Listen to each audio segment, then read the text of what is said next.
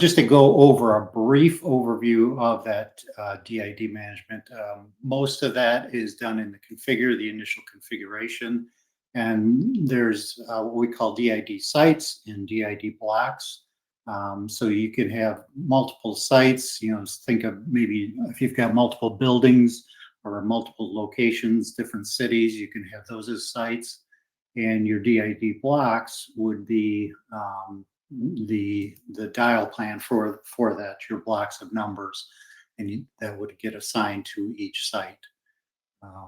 Notice here on my sites, I've got a my site and I've got a webinar site, and you can have multiple DID blocks assigned to different a site, an individual site. So here, my webinar site, I've got 2 DID blocks assigned to that, and the my site, it's only got the 1.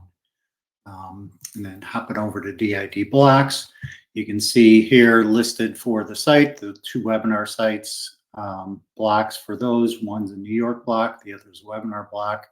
And it gives you just a summary of what the block number is, what the range for the DIDs are for that block. And then obviously the Variphy teams is associated with the my site and its block there. So I'm going to head back over to DID management, and this is where you'll find the provisioning in this page here. And from here, you can either select all sites or just select one or multiple sites here, or you can select all of them. I've only got 2 to choose from, so I'm just going to leave it here.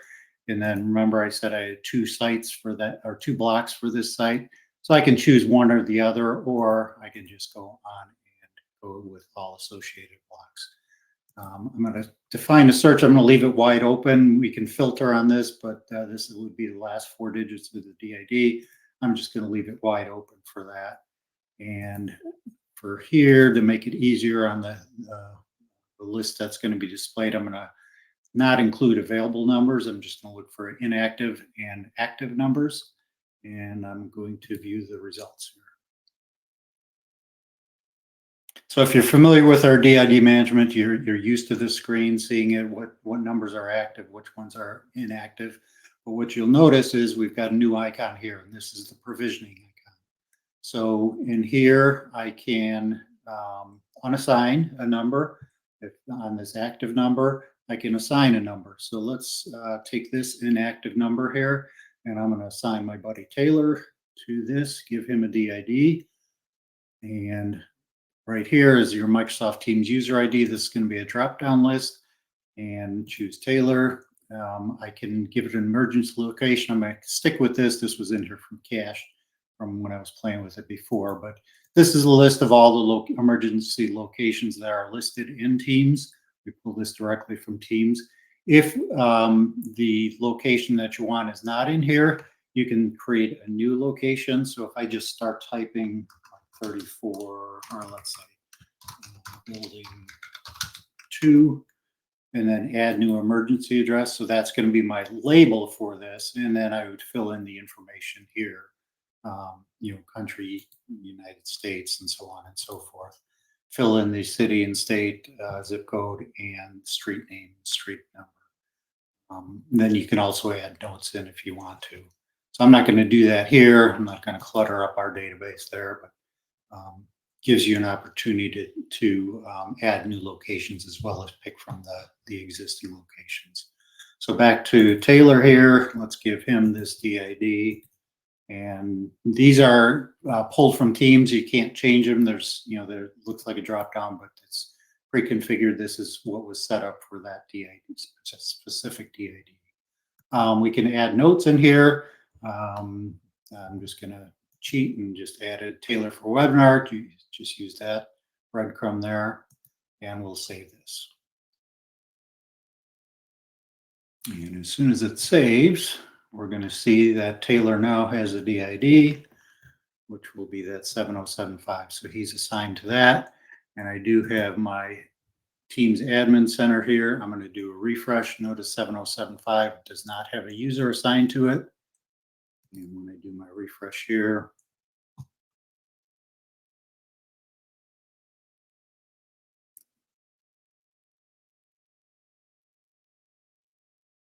Yeah, man. Guess I should have refreshed before I started here.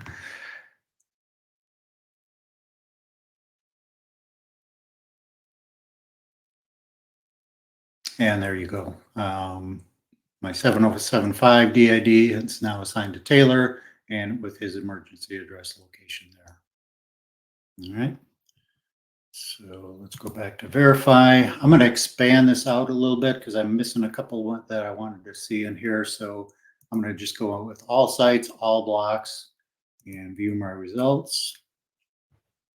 Again, just focusing on the inactive, unassigned, active. So inactive, unassigned is basically just, it doesn't have a user associated with that DID, but it is configured in Teams as a DID. So here I've got a couple more added here. I've got my Taylor here. So let's play around with my DID here that I've got here. I'm going to unassign me, but I'm going to reassign this DID basically. So I'm not going to go through and unassign me. I'm just going to assign Dre to this DID and save this. And what that's going to do is unassign me from the DID and assign it to Dre. And I didn't update the location, so he's going to get the same location as I had. And while that's spinning, I'm going to do a refresh on this so we can see which one wins.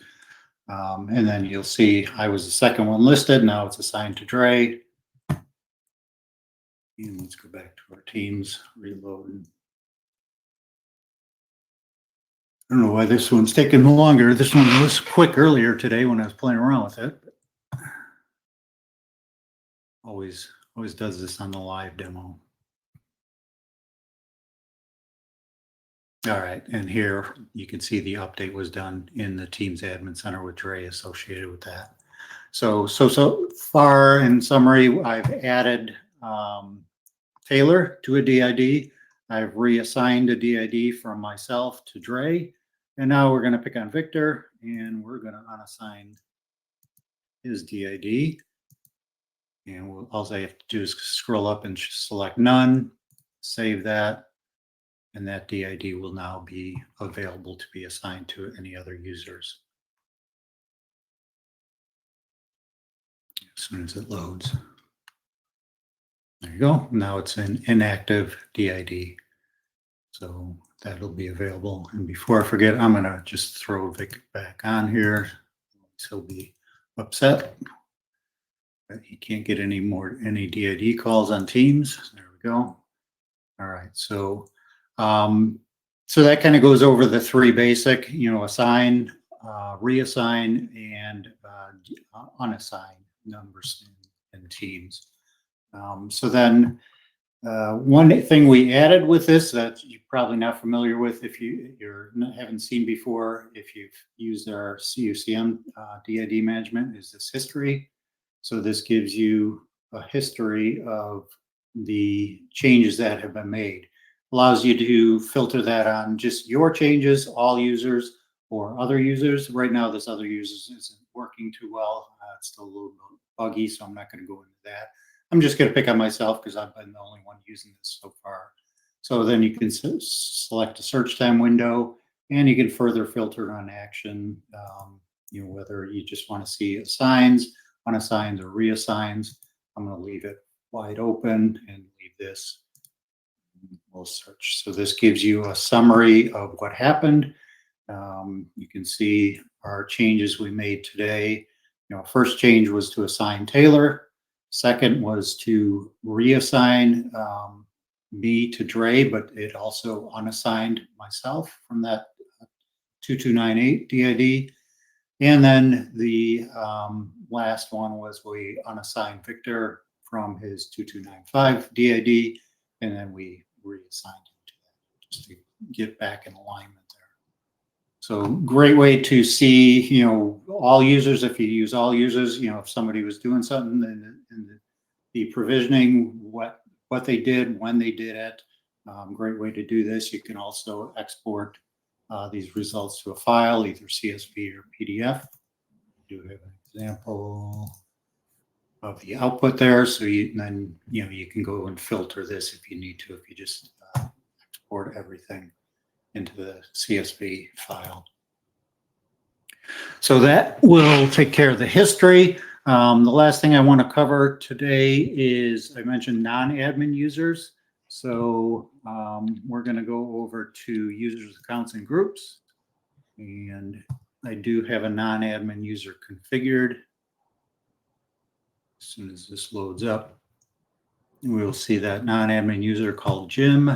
And I have Jim restricted to just the DID. I didn't give him any platform privileges, no reporting or anything. He's just going to be provisioning DIDs for me. So I give him DID management, and then for the blocks, this is where I mentioned, they can be restricted by the blocks. So I've got him verify teams. He can only read those DIDs. In the webinar block, he can provision those. So I'll show you what that looks on a different browser here. As Jim. And you'll see here that the only access I have, or Jim has, is to the DID portion, DID management with provisioning. So DID management, let's open this up here. All blocks.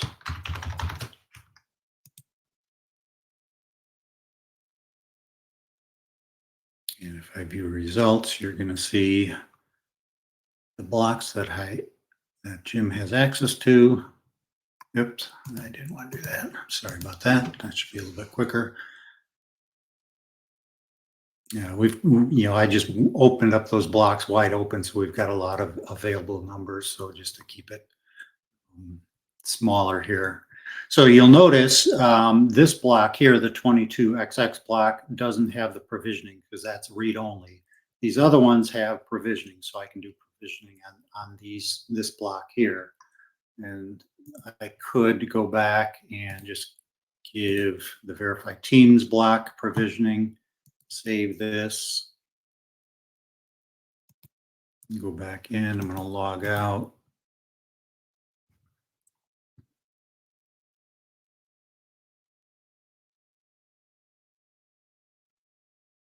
And log back in. And you'll see that I now can provision both blocks once this thing loads up. Well, while we're waiting for that, Taylor, did we get any questions that came in? As of right now, no, we have not, Jim. Awesome. Anything you wanted to add? I know you've done a lot of work on this and in the background, and anything you think I missed or need to add to this? Nope, I actually think you covered it all. Awesome. Yeah, no, you did a great job, Jim. So again, here, as soon as this loads, it should be pretty quick. There we go. So those two that I didn't have access to provision, I do it now because I gave it provisioning access for that user. So a great way, if you've got a temp in or somebody that you just want to have them provision a bunch of numbers, you can give them limited access to the Variphy system with just provisioning. So good way to limit what they can see and what they can do in Variphy. And that's all I have, Taylor. So as long as we didn't get any other questions pop in the last minute or so, we'll hand the reins back over to you. Sweet. Sounds good.